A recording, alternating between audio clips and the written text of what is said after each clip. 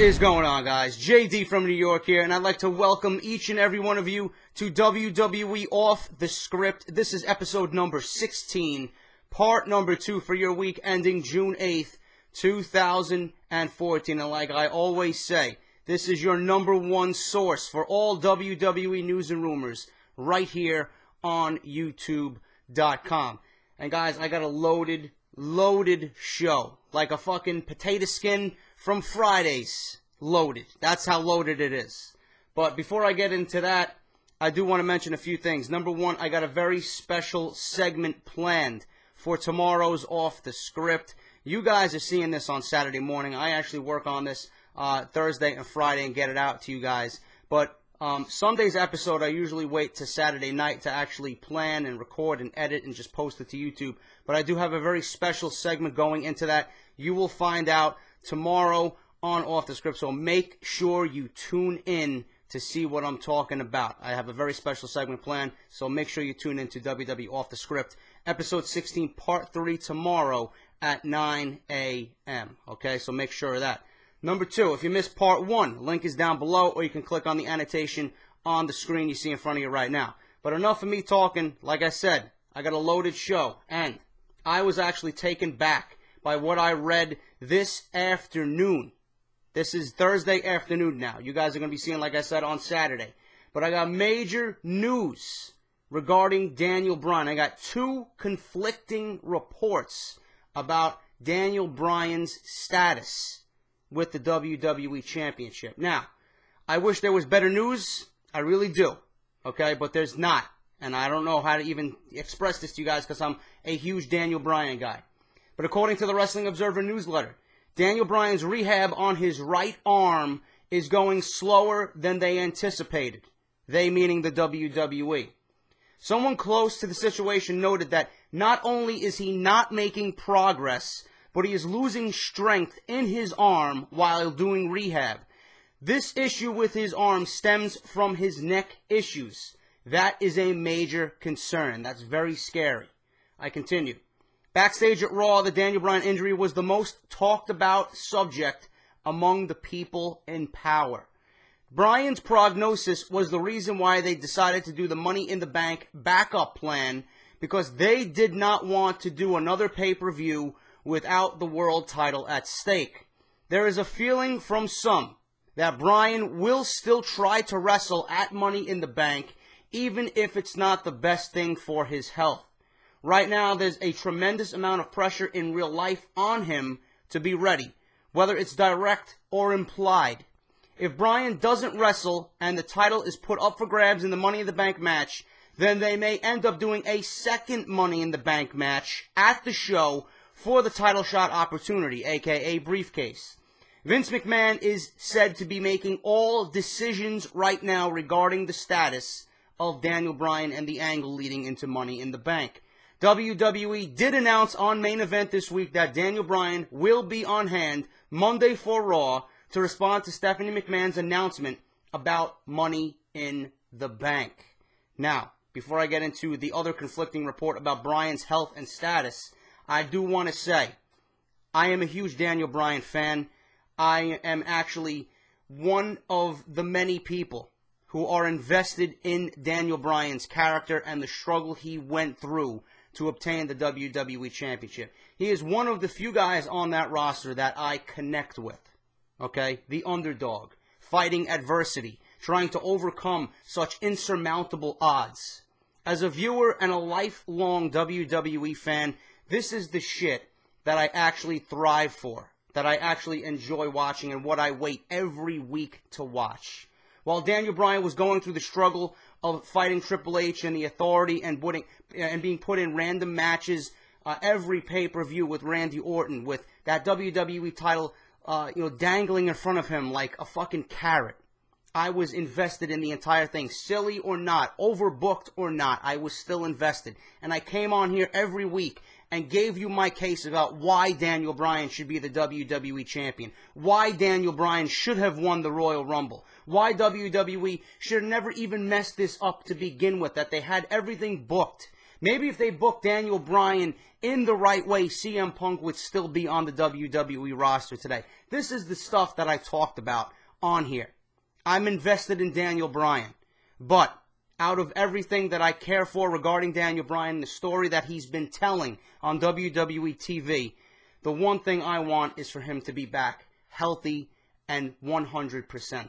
If this means giving up the WWE Championship, then so be it. I would rather him give up the belt, just give up everything that they had planned for him leading into the SummerSlam pay-per-view and just come back and be healthy. Daniel Bryan's health, to me, is more valuable than anything because he is the one guy I truly wait for every week to see on WWE TV. I want him back. I want him healthy. I don't want anything regarding his health to be a question mark. And if the WWE was smart, they would let the people know what really is going on. This is the stuff that they're not telling you. I found this out today while I was on the 6 train going to work here in New York City. I read this morning at 8 a.m. and I'm like, this has got to be the number one thing I talk about on Off the Script for Saturday. I want Bryan healthy. If it means taking the belt off of him, so be it. Put it on somebody else. Hopefully, the WWE sees that Daniel Bryan has been going through such hardship, not only with getting the belt and finally achieving that dream at WrestleMania, but now with his father passing away, getting married, and now neck surgery. He's been on such a roller coaster up and down ride. This man does not deserve the struggles that he's been going through. He did not want this. It needed to be done, but if it means him coming back healthy, take the belt off of him, make him come back 100%, only when he is 100%. I don't want him coming back, rushed, and I don't want him coming back, just because he wants to be back, because he's under so much stress. Fuck the stress. Give the belt up. Your health is more important here. So Vince hopefully takes the belt off of him, and I don't believe I'm saying that, but I truly care for Daniel Bryan as a person. Bryan Danielson as a person. He needs to be healthy. Vince, take the belt off and crown a new champion at Money in the Bank. Obviously, it's going to be one of the most talked about pay-per-views in 2014. Bryan can always work his way back to the WWE Championship. And if the WWE is smart, they would book Daniel Bryan that same exact way upon his return to the WWE. Now, as far as the conflicting report, Brock Lesnar versus Daniel Bryan for the WWE World Heavyweight Championship was not penciled in for SummerSlam, but there was one idea going where Lesnar would win the title at SummerSlam, only to see Money in the Bank winner Cesaro cash in and take the title from Lesnar, which I reported this on Fridays Off the Script.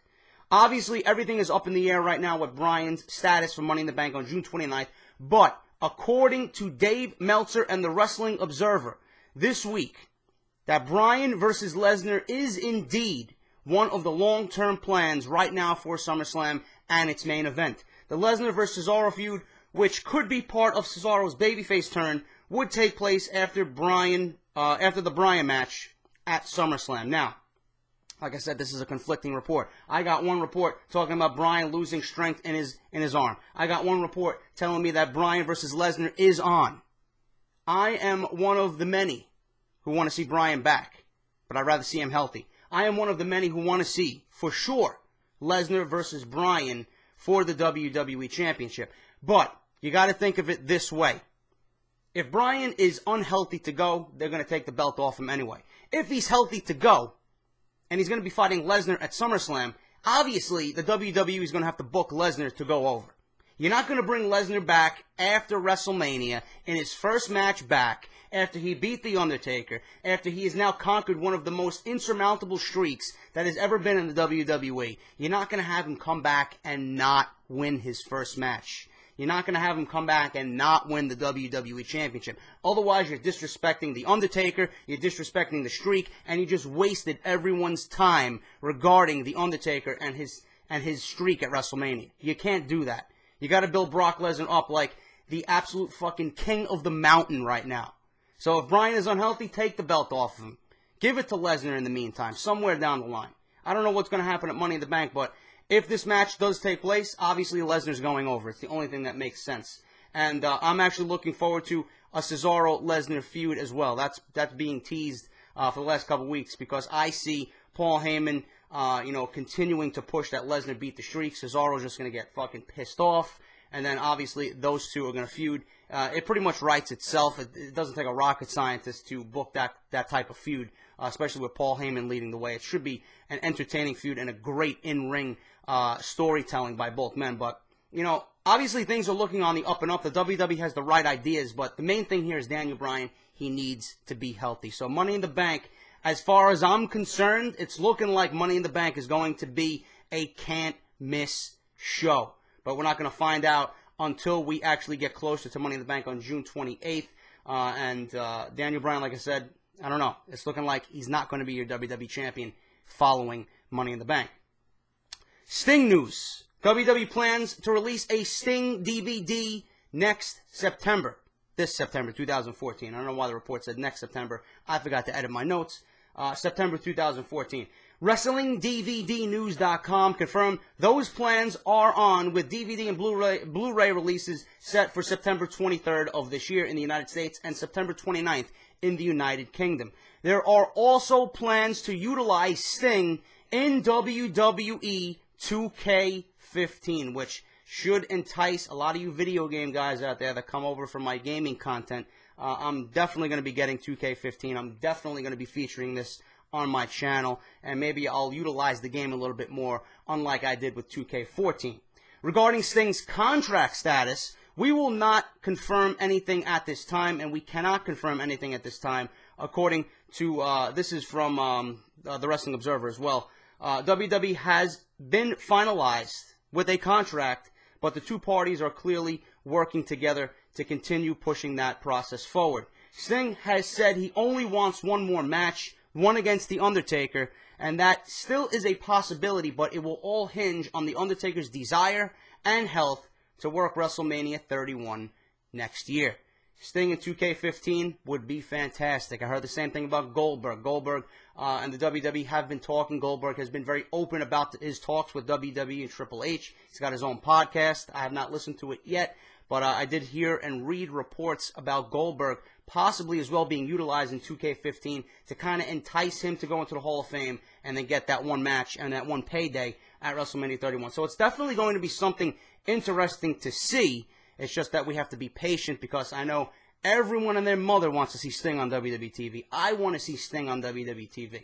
But, again, you can't rush it. Things have to fall into place. And hopefully they do happen with a Hall of Fame induction, with a match against The Undertaker on that grandest stage of them all at WrestleMania 31, because that's what everyone wants to see. Okay? Next, guys, as I have reported multiple times here on Off the Script, Batista finished up with WWE on Raw, but is expected to be back in time for SummerSlam. Besides promoting Marvel's Guardians of the Galaxy during his time off, he will also be working on other projects. That is nothing new to your guys' ears. Okay? Batista will be back. Don't worry, if you're a fan of Batista, he'll be back by SummerSlam. WWE officials have had discussions about doing, now this is an interesting fucking piece of news right here. WWE officials have had discussions about doing a one-time event with the main roster at the NXT Arena at Full Sail University in Winter Park, Florida. The event would not take place until next year sometime and would likely be a Monday Night Raw. Can you imagine that?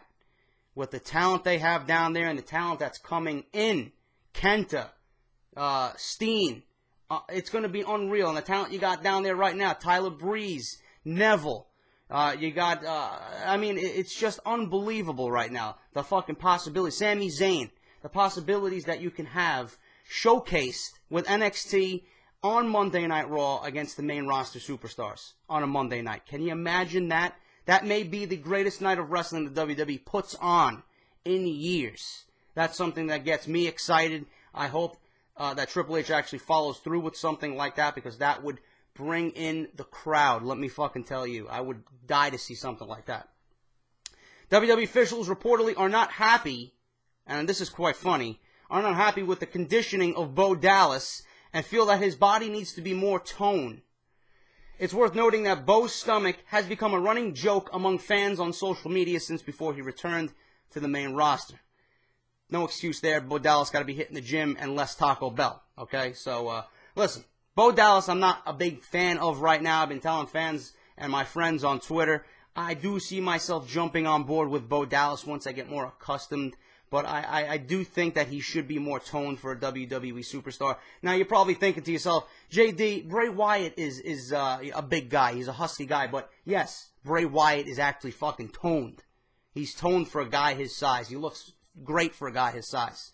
So, he gets a pass. Bo Dallas, you can see he's got some flab. He's got some fat.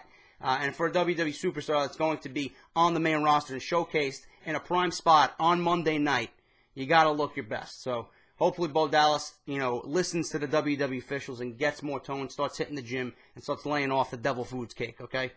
So, hopefully that happens.